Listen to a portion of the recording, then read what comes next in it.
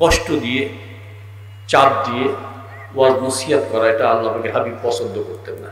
এখন আপনারা সন্তুষ্ট থাকলে 2-4টা কথা বলবো না দোয়া করেছেন অল্প। আর আমার সংক্ষেপ আলোচনার অভ্যাস আপনারা জানেন, বড় বড় সমাবেশেও 2-4 মিনিট কথা বলি নাকি, এর জন্য সংক্ষেপে 2-1টা কথা বলবো। আমার সাথে 3টা বাক্য আপনারা বলবো, 3টা বলো তো।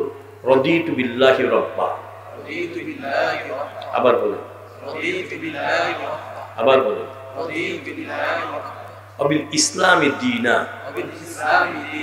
আবার বলেন, আবার বলেন, অবি মুহাম্মাদিন নবিয়্যা সাল্লাল্লাহু আলাইহি ওয়াসাল্লাম। বাক্য হয়েছে কয়টা? আরবিতে বলেছি, অনেকে বুঝতে পেরেছেন। আমি কি বাংলা বলে দেব?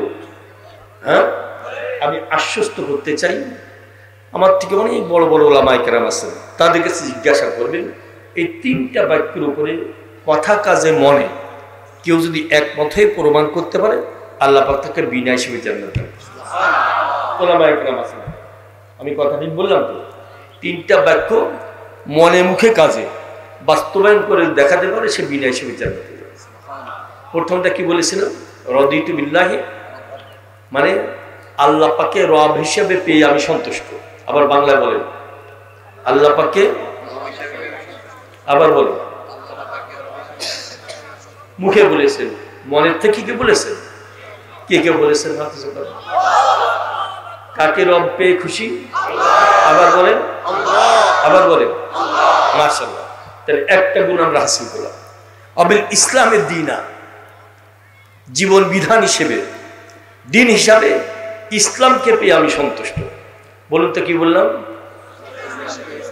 ইসলামকে দিন হিসাবে পেয়ে সন্তুষ্ট। আবার বলেন, আবার বলেন, মনের থেকে বলেছেন, হাত উঁচু করে দেখা। এবার আবি মুহাম্মাদিন নবিয়্যা সাল্লাল্লাহু আলাইহি ওয়াসাল্লাম, আবার বলেন, রাসূলুল্লাহ সাল্লাল্লাহু আলাইহি ওয়াসাল্লামকে নবী হিসেবে পেয়ে আমি সন্তুষ্ট। বলেন আবার,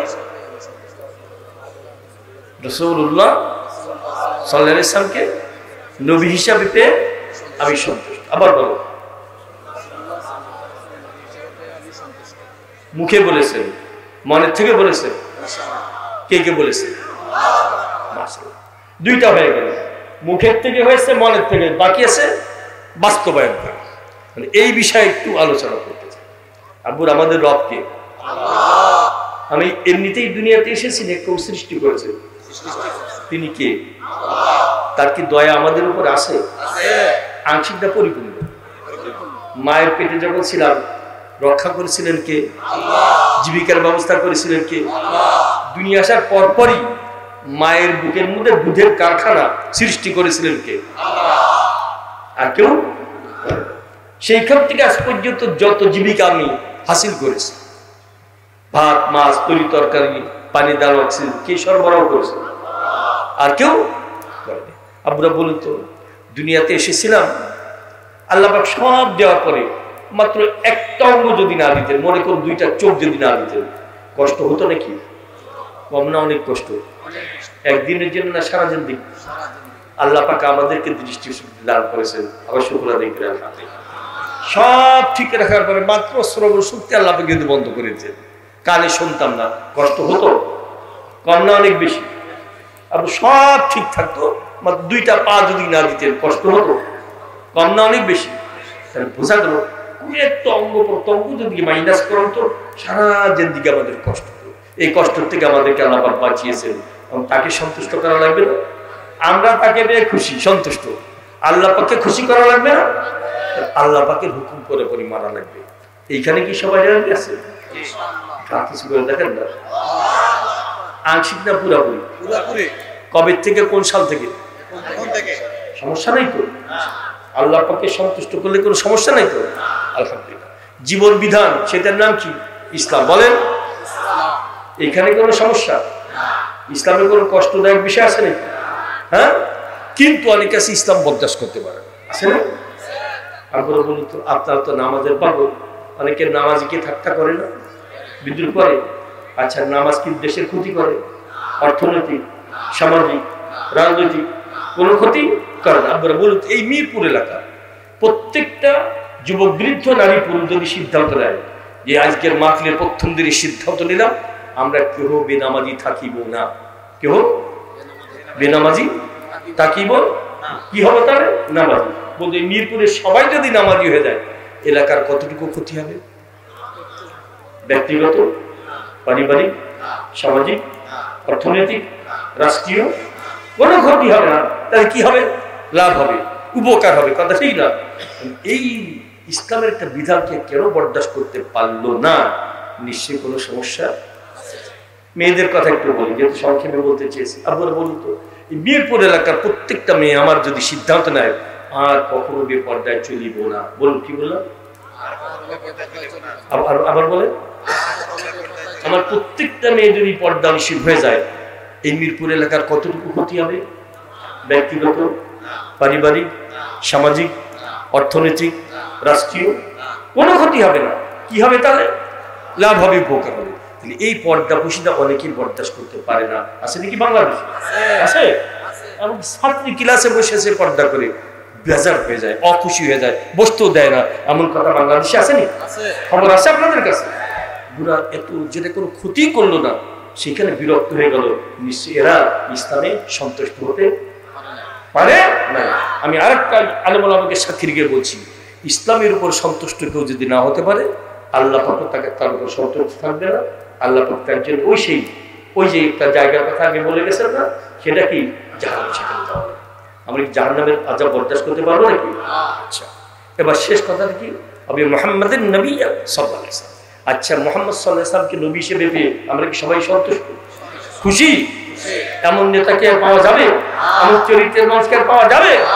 তাকে যারা মানতে পারে না নিশ্চয়ই কোনো সমস্যা আছে। তার সম্বন্ধে দুই চার কথা বলবো, একেবারে সংক্ষেপে বলবো না। যখন আয়েশা রাদিয়াল্লাহু তাআলাকে জিজ্ঞাসা করলো রাসূলুল্লাহ সাল্লাল্লাহু আলাইহি ওয়াসাল্লামের চরিত্র কেমন, এক কথা বলে দেন, কানা খুলুকুল কুরআন। কোরআন কি তোমরা পড়ো না? কোরআন যা রাসূলের চরিত্র তাই। এমন নবীকে রাসূল হিসেবে পেয়ে আমরা সন্তুষ্ট না? কি বলেন? দেখেন তার চরিত্র সম্পর্কে ছোট্ট একটা ঘটনা বলি। যায়েদ ইবনে হারিসা রাদিয়াল্লাহু তাআলা, নাম শুনেছেন? শুনেছেন? ছোট্ট ছিলেন, বেড়াতে গিয়েছেন মায়ের সঙ্গে নানা বাড়িতে। যায় না অনেক সময় বাচ্চারা যায়। তো ওই সময় গোত্রে গোত্রে গোলমাল ছিল নাকি, এক গোত্র আর এক গোত্রকে আক্রমণ করত। ঠিক যখন নানা বাড়িতে গিয়েছে অন্য গোত্র এসে ওই নানার সেই গোত্রকে আক্রমণ করেছে। আক্রমণ করে কি করে? এখন মালামাল লুট করে, বন্দি করে, খুন করে। এর মধ্যে বন্দী হয়ে গেছেন কে? ওই যায়েদ ইবনে হারিসা রাদিয়াল্লাহু তাআলা, ছোট্ট ছেলে। তারা কিছুদিন রাখার পরে চিন্তা করে বাজারে বিক্রয় করে দেবে। তখন বিক্রয় হতো না, কি বলেন? বিক্রয় করে বাজারে উঠিয়েছে।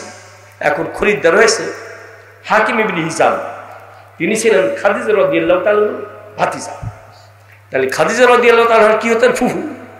উনি খরিদ্দার হয়ে 400 দিরহামের বিনিময়ে খরিদ করে দিয়েছেন।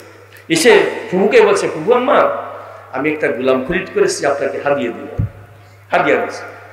যখন রাসূলুল্লাহ সাল্লাল্লাহু আলাইহি ওয়াসাল্লাম বিবাহ হয়ে গেছে, খাদিজা রাদিয়াল্লাহু তাআলা বলছেন, ইয়া রাসূলুল্লাহ আমার গোলামের প্রয়োজন নাই, এই গোলাম আপনাকে আমি হাদিয়া দিলাম। কিছুদিন থাকলো রাসূলুল্লাহ সাল্লাল্লাহু আলাইহি ওয়াসাল্লামের দরবারে। এদিকে যায়েদ ইবনে হারিসার বাবা মা কাঁদতে কাঁদতে কেমন যেন চোখের দৃষ্টিশক্তি হারিয়ে ফেলেছে। এর মধ্যে একবার যায়েদের এলাকার থেকে কিছু সংখ্যক মানুষ হজের সফরে আসছে, এসেই যায়েদকে দেখে ফেলেছে, চিনে ফেলেছে। কথাবার্তা হলো। যাওয়ার সময় যায়েদ বলছে, আবার বাবা আমাকে খবর দিবেন আমি আছি অমুক জায়গায়। বাবা মা শুনবার পরে আশান্বিত হয়েছে। যায়েদ ইবনে হারিসা, তার বাবা হারিসা এবং তার চাচা কাব, দুইজনেই রওনা করেছে ওই মুক্তিবনের টাকা নিয়ে, মানে যে খরিদ করতে হবে, টাকা দিয়ে মুক্তির ব্যবস্থা করতে হবে। চলে আসছে। এসে শুনে রাসূলুল্লাহ সাল্লাল্লাহু আলাইহি ওয়াসাল্লাম মসজিদে গিয়ে বলছেন, ইয়া রাসূলুল্লাহ আমরা শুনেছি আপনার বড় দয়া, আপনার দিলে বড় মায়া, মানুষকে আপনি কষ্ট দেন না, বন্দীকে মুক্তি দেন, গোলামকে আজাদ করেন, আমাদের সন্তান আপনার কাছে একটু দিয়ে দিবেন আমাদের সাথে। রাসূলুল্লাহ সাল্লাল্লাহু আলাইহি ওয়াসাল্লাম বললেন, দিতে পারি, একটা শর্ত আছে। যায়েদের সিদ্ধান্তে গুরুত্ব পাবে। যায়েদ যদি তোমাদের সঙ্গে যেতে চায় টাকা লাগবে না, ফিরিয়ে নিয়ে যাবে। যদি না যেতে চায় আমি তো প্রেশার ক্রিয়েট করতে পারি না, চাপ দিতে পারি না। সন্তুষ্ট? হ্যাঁ, তাহলে নিশ্চয়ই আমরা বাবা চাচা অবশ্যই আমাদের সাথে যাবে। যায়েদ আসো দেখি, বলো চেনো? বলে হ্যাঁ। উনি কে? উনি আমার বাবা। উনি কে? উনি আমার চাচা। আপনার বলুন তো কে? এই তো আমাদের সেই ছেলে ভাতিরা। সে যায় যায় তোমার সিদ্ধান্ত গুরুত্ব পাবে, বলো তো, বলো তুমি যাবে না থাকবে? ইয়া রাসূলুল্লাহ, আমি বাবা চাচার সঙ্গে যাব না, আমি আপনার সাথে থাকবো। জায়েদের বাবা বলছে, আজাদি জিন্দেগির তুলনায় তুমি গোলামীর জিন্দেগি পছন্দ করেছো? বলে আমি তার সান্নিধ্যে থেকে যা পেয়েছি দুনিয়ার কোথাও পাই নাই। আপনার সন্তুষ্ট থাকি আমি রাসূলুল্লাহ সাল্লাল্লাহু আলাইহি ওয়াসাল্লামকে ছেড়ে যাব না। সাথে সাথে রাসূলুল্লাহ সাল্লাল্লাহু আলাইহি ওয়াসাল্লাম যাকে কোলে তুলে নিয়ে বলছে, যাই তুই আজকের থেকে আমার সন্তান, তুই আজকের থেকে আমার সন্তান। একটু চিন্তা ভাবনার বিষয়, বাবা চাচার সঙ্গে যেতে চায় না। রাসূলুল্লাহ সাল্লাল্লাহু আলাইহি ওয়াসাল্লামের চরিত্র কেমন ছিল? সেই নবীকে পেয়ে আমরা খুশি না, সন্তুষ্ট না? তার শাফায়াত লাগবে না? তার সুন্নতের উপর আমল করা লাগবে না? আজকে সিদ্ধান্ত নিতে হবে, যত কষ্ট কেন রাসূলের আদর্শ আমরা পুরাপুরি বাস্তবায়ন করে ব্যক্তিগত জিন্দেগি, পারিবারিক জিন্দেগি, সামাজিক জিন্দেগি, রাষ্ট্রীয় জিন্দেগি সব জায়গায় রাসূলের আদর্শ বাস্তবায়ন করে ইনশাআল্লাহ কবরে যাব। এই কঠিন সিদ্ধান্ত নিতে আমরা রাজি আছি কিনা? সবাই রাজি আছি? মনের কথা কে কে? আল্লাহু আকবার, আল্লাহু আকবার, আল্লাহু আকবার। আমি খুশি হয়েছি, সন্তুষ্ট হয়েছি। দোয়া করি আল্লাহ পাক যেন খুশি হয়ে যান। এই খুশি আল্লাহ পাক আমাদের প্রত্যেকের নামটা জান্নাতীদের তালিকাভুক্ত করে দেন। যদি পাপ, অনেক পাপ করেছি, নারী পুরুষ যারা আছে আল্লাহ পাক সবার নামটা যেন জান্নাতীদের তালিকাভুক্ত করে দেন। সকল গুনাহকে মাফ করে দেন, মাহফিলকে কবুল করে নেন। আজকের মাহফিল, আগামী 2 দিনের মাহফিলকে আল্লাহ পাক হেদায়েতের জোরে সেবা মঞ্জুর করে নেন। আপনার ধৈর্য ধারণ করে বসে আছে, আমিও দোয়া করি, আমি দোয়া চাই আল্লাহ পাক যেন সবাইকে কবুল করে নেন।